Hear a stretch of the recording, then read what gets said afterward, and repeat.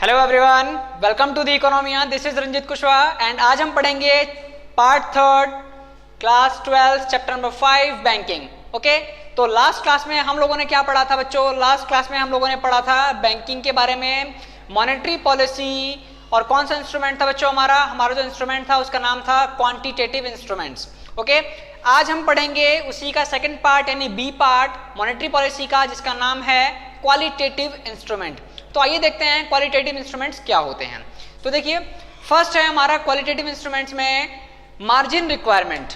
What is the mean of margin requirement? सबसे पहले मैं आपको इसको डेफिनेशन के थ्रू समझाऊंगा, उसके बाद मैं आपको इसका एक बहुत अच्छा सा एग्जांपल दूंगा। आइए देखते हैं डेफिनेशन क्या कहती है। The margin requirement refers to the difference between current value of the security offered for loan called collateral and the value of loan granted. The margin requirement is raised when the supply of credit needs to be curbed. The margin requirement is lowered when the supply of credit is to be increased. कहने का simple सा मतलब है, देखो margin requirement का आपको मैं बहुत सिंपल सा एग्जांपल देता हूँ। सपोज दैट कि अगर आपको 80 लाख रुपए का लोन लेना है, ठीक है, अगर आपको 80 लाख रुपए का लोन लेना है तो आपके पास एटलीस्ट 1 करोड़ की प्रॉपर्टी होनी चाहिए। तो वो जो 20 लाख होता है बच्चों, वो जो 20 लाख का जो मार्जिन आया उसको हम क्या बोलते हैं?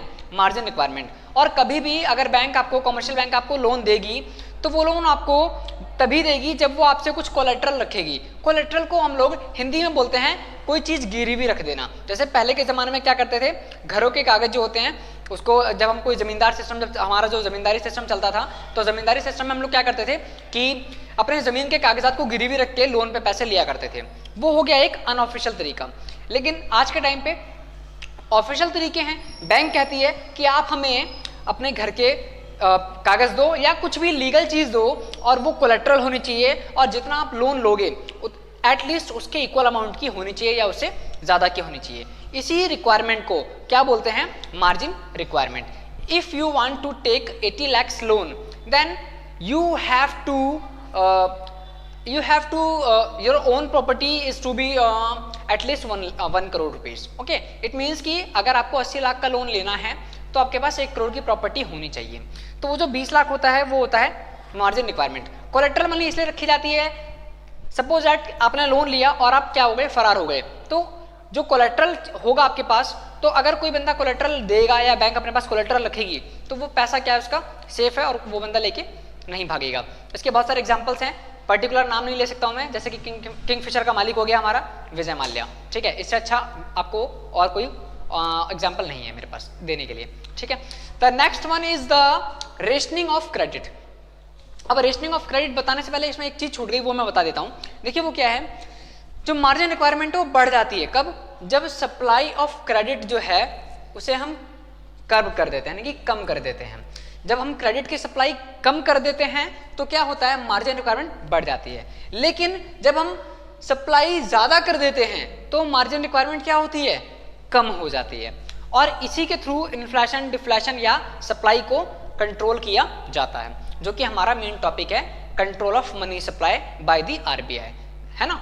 तो ठीक है, अब हमारा नेक्स्ट टॉपिक है rationing of credit. Rationing of credit होता क्या है बच्चों?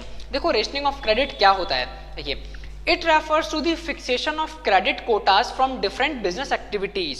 क्या है? क्रेडिट कोटाज है from different business activities. Rationing of credit is introduced when the flow of credit is to be checked, particularly for speculative activities in the economy. The RBI fixes quotas for the different business activities. RBI क्या करती है? Kota fix करती है अलग अलग different business activities के लिए। The commercial bank cannot exceed quota limits while granting loans, जब वो लोन देती है। यानी कि जो कॉमर्शियल बैंक होती है वो अपने कोटा के लिमिट से एक्सीड क्या नहीं कर सकती है, लोन नहीं दे सकती है।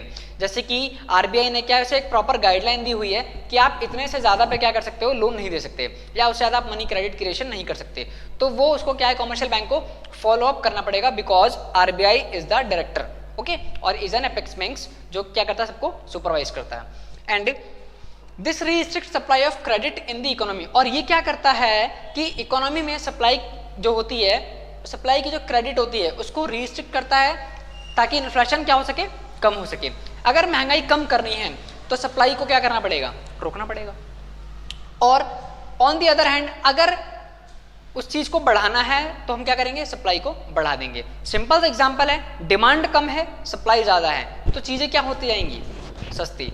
डिमांड ज्यादा है सप्लाई नहीं है तो चीजें क्या होती जाएंगी, महंगी। ये दो कारण होते हैं इन्फ्लेशन और डिफ्लेशन के, और इन्हीं चीजों को ठीक करने के लिए ये सारे कदम उठाए जाते हैं। यानी कि this restrict supply of credit in the economy and inflation is curved. वो क्या करते हैं, सप्लाई को रिस्ट्रिक्ट कर देते हैं ताकि इन्फ्लेशन जो है हट जाए, और सप्लाई को बढ़ा देते हैं ताकि जो डिफ्लेशन है वो क्या हो जाए, ठीक हो जाए। ठीक है, इस तरीके से क्या करते हैं, रेशनिंग ऑफ क्रेडिट, ये जो हमारा है ये क्वालिटेटिव मेजरमेंट का सेकंड पॉइंट था। ठीक है, आई होप सो कि इसमें कोई डाउट ना हो आपको। Now come to the last one. इसमें सिर्फ 3 ही क्वालिटेटिव जो पॉइंट्स हैं क्वालिटेटिव मेजरमेंट्स में, वो 3 ही पॉइंट्स हैं। तो लास्ट वन है हमारा क्या, मोरल सुएजन। मोरल सुएजन क्या होता है, देखो 2 वर्ड होते हैं, एक होता है सुएजन, ठीक है, यानी कि परसुएट करना, और एक होता है क्या, प्रेशर। प्रेशर मतलब कि किसी को दबाना, और परसुएड का मतलब कि प्रीवेल करना, यानी कि मौजूद करना, और रजामंद करना यानी कि अग्री करना। ठीक है, तो अब ये देखो, ये मैंने क्यों बताया है मोरल सुएजन में, ये जो 2 वर्ड है ये मैंने क्यों बताए हैं। सबसे बड़ा कारण ये है कि आरबीआई क्या है, एक एपेक्स बैंक है, और जितने भी कॉमर्शियल बैंक्स हैं उनको कौन मैनेज करता है, आरबीआई मैनेज करता है। आरबीआई एक एपेक्स बैंक है, वो एक डायरेक्टर है, वही एक मैनेजमेंट है। ठीक है, ये 3 चीजें करता है। तो एक होता है परसुएजन, एक होता है प्रेशर, और एक होता है एक्शन। वो तीनों चीजें हम इसमें पढ़ेंगे, आइए देखते हैं किस तरीके से। It is a combination of pressure and persuasion, या persuasion and pressure. The RBI persuade the commercial banks to follow its directives, but if the persuasion does not work या do not work, it uses the requirement pressure as an apex bank। यानी कि जो ये जो काम है, जो moral सुएजन, ये क्या है, कॉम्बिनेशन है किस चीज का, परसुएजन का और प्रेशर का। अब होता क्या है, देखिए, जो आरबीआई है वो परसुएट करती है कॉमर्शियल बैंक्स को, रजामंदी कॉमर्शियल बैंक्स के साथ अग्रीमेंट करती है, उनको मनाती है या उनको कन्विंस करती है कि वो जो डायरेक्शन दे रहे हैं उस डायरेक्शन में कॉमर्शियल बैंक्स काम करें। और अगर जब परसुएजन डज नॉट वर्क प्रॉपरली, जब परसुएजन काम नहीं आता है, तब वो क्या करती है, वो प्रेशर रिक्वायर करती है।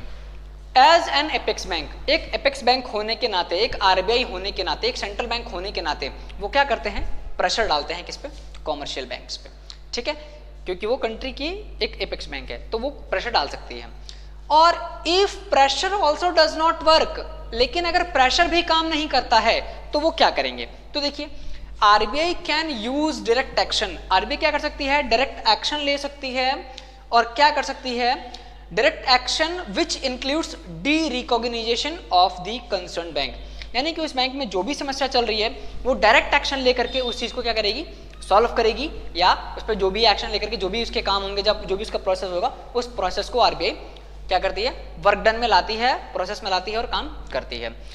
As an instrument of monetary policy, जैसा कि ये जो क्वालिटेटिव मेजरमेंट या इंस्ट्रूमेंट है, मॉनेटरी पॉलिसी का एक इंस्ट्रूमेंट है, तो जो मोरल सुएजन है ना, ये मोरल सुएजन वर्क करता है एज अ बोथ, यानी कि क्वांटिटेटिव पे भी और क्वालिटेटिव मेजरमेंट पे भी, ये दोनों पे वर्क करता है। बट इसको मोस्टली किसमें ऑफन किया जाता है, यानी ऑफन किसमें यूज किया जाता है, इसको mostly, however often it is classified as qualitative instrument.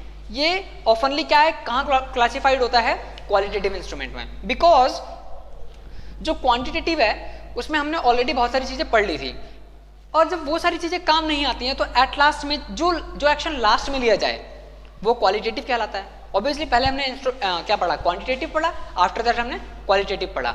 तो जब कोई रास्ता नहीं बचता है और अगर आप सुपीरियर हो तो आप क्या करोगे, आप अपने अकॉर्डिंग क्या करोगे, डिसीजन लोगे।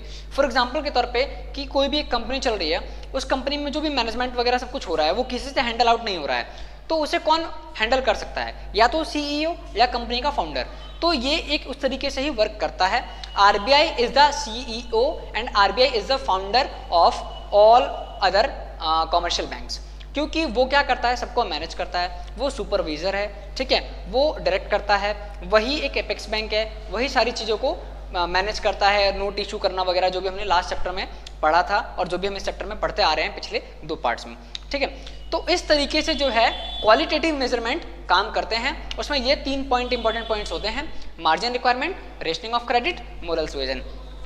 हम एक बार समरी ले लें। मार्जिन रिक्वायरमेंट वो होती है जिसमें क्या है, मार्जिन रिक्वायरमेंट रखनी पड़ती है कोलेट्रल की वजह से, ताकि हमारा पैसा डूब ना जाए अगर हम किसी को लोन दे रहे हैं तो, ताकि वो लेके ना भाग जाए, इसलिए that is why commercial bank should keep collateral money. Okay, the next point is that rationing of credit. Credit की जो रेशनिंग है वो कैसे की जाती है, वो मैंने आपको बताया एक लिमिट के हिसाब से। आरबीआई क्या करती है, कोटा फिक्स कर देती है, उस कोटा से एक्सीड लिमिट नहीं कर सकती है कौन, कॉमर्शियल बैंक्स, क्योंकि ये किसका, आरबीआई का एक डायरेक्शन होता है, ठीक है। It refers to fixation of credit quota. ये क्या करते हैं, क्रेडिट कोटा का एक फिक्सेशन देते हैं डिफरेंट बिजनेस एक्टिविटीज से। अब आप बोलोगे सर डिफरेंट बिजनेस एक्टिविटीज क्या होती हैं।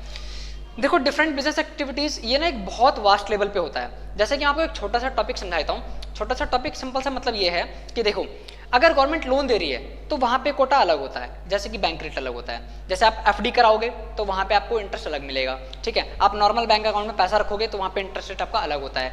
वैसे ही अगर आप कहीं स्टॉक मार्केट में या उसमें क्या बोलते हैं उसे, आजकल क्या होता है पता चल रहा है, म्यूचुअल फंड में अगर आप लगाते हो तो वहाँ पे क्या आपका रेट ऑफ इंटरेस्ट अलग अलग होगा। तो उसी तरीके से क्या करती है वो कोटा भी अलग अलग फिक्स करती है डिफरेंट बिजनेस एक्टिविटीज। तो ये सारी की सारी क्या है, बिजनेस एक्टिविटीज है, किसके रिगार्डिंग, मनी क्रेडिट क्रिएशन के regarding. Okay, I hope so you are getting my points. If you are not getting my points so please watch again and understand. और अगर कोई डाउट होता है तो मुझे कमेंट सेक्शन में पूछिए, अदरवाइज मुझे मेल कीजिए। बाकी मैंने अपनी फेसबुक आईडी और ट्विटर आईडी वगैरह जो है वो सब मैंने आपको नीचे डिस्क्रिप्शन में दे दिया है, तो आप चेकआउट कर सकते हैं।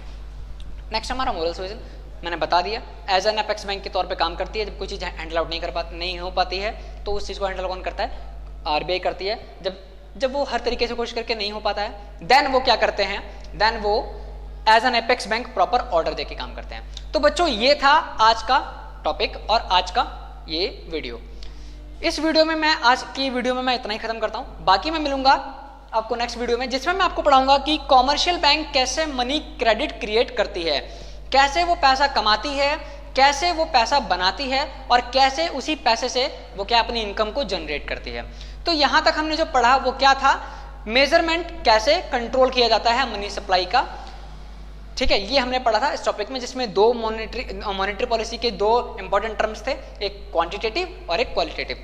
तो मेरी वीडियो को देखते रहिए, समझते रहिए, जो चीज़ नहीं आती है प्लीज़ मुझसे पूछते रहिए और खुश रहिए, मजे लीजिए और पढ़ाई करते रहिए, ठीक है। मिलेंगे हम लोग नेक्स्ट वीडियो में, तब तक के लिए बाय बाय।